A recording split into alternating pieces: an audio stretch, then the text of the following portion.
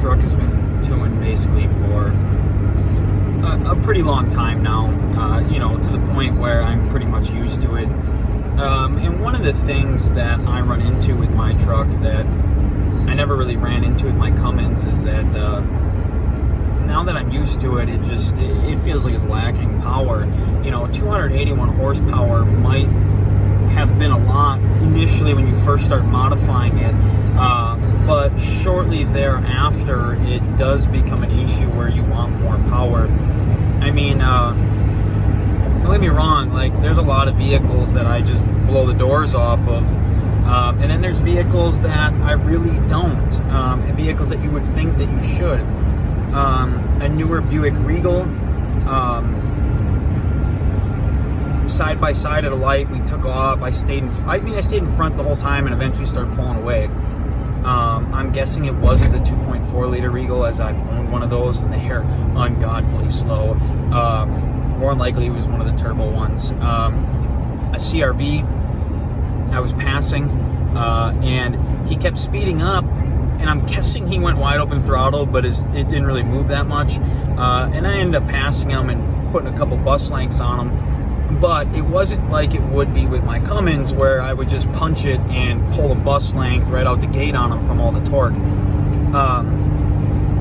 Now, I did pull up next to a 5.0 F-150 at a stoplight, blew the doors off that. Nissan Titan blew the doors off that. Silverados blew the doors off that. Hemi trucks blew the doors off that. So when it comes truck to truck, don't get me wrong, unless it's got a freaking Cummins in it or a bigger diesel motor, our tuning is amazing. It is, compared to stock, it makes an absolute monster of a difference.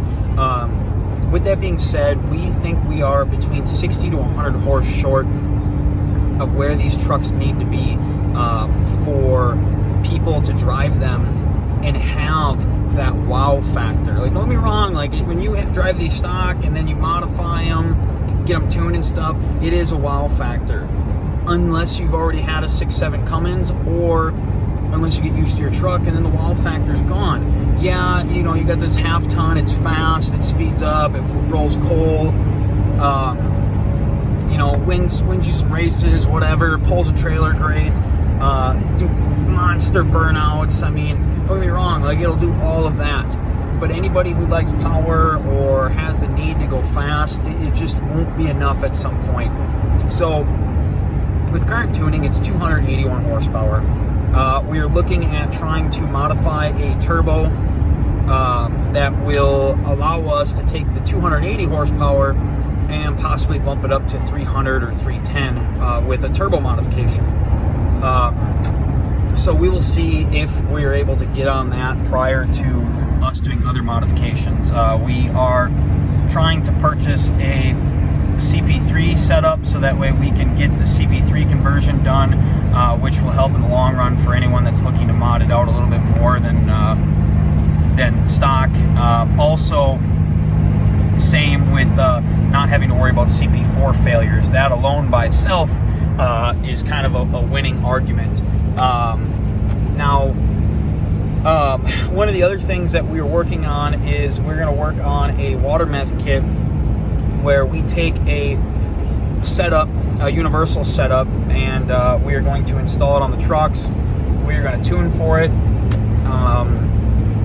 We're going to modify some brackets, and we're going to make them so that way you can just buy a water meth kit directly from us that fits the EcoDiesel. That way you can just install it and go. Obviously, tuning will make the most power on it, but even on a stock truck, just being able to add it will help with towing and other things like that.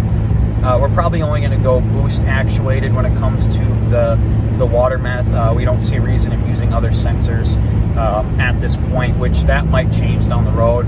And the CRV is still trying to get around me, but realizes that the truck makes more power. I don't know why people do that. He was only doing 60 and I was passing him doing 70, and now we're doing fucking 90 miles an hour because he just can't fucking give up. Apparently he's waiting for me to slow down so his maxed out CRV can drive faster. So modified turbo, CP3 conversion, something that I haven't told anyone about, which at this point we're the only ones doing major research and development on these, so it doesn't even matter that I give away what we're working on, because the other companies aren't going to do it. They don't have, it's not like they don't have the resources. I'm not exactly sure what their deal is, but we're the only company that is working on doing physical parts and wanting to do more for the EcoDiesel community. So one of the big things that I want to work on, but I haven't done it yet, we have the parts for it to start it, we just haven't got around to it, and that is, we want to install a second VGT turbo, and we are planning on running dual VGT turbos controlled off the same part of the computer as each other. And then from there, once we max those out, then I think from there we'll be looking at possibly doing a compound setup. So we shall see how that goes. I think the dual VGTs, we're really hoping to push the envelope and be able to hit between 400 to 500 wheel horsepower. And again, we're not really questioning the reliability of these engines, because there's a lot of people that are making a lot of boost on these motors without issue. Though we do have an extra motor on hand that I will be having modified, built, and whatnot for this truck, because we do have a power goal of 700 to 800 horse down the road. So we shall see.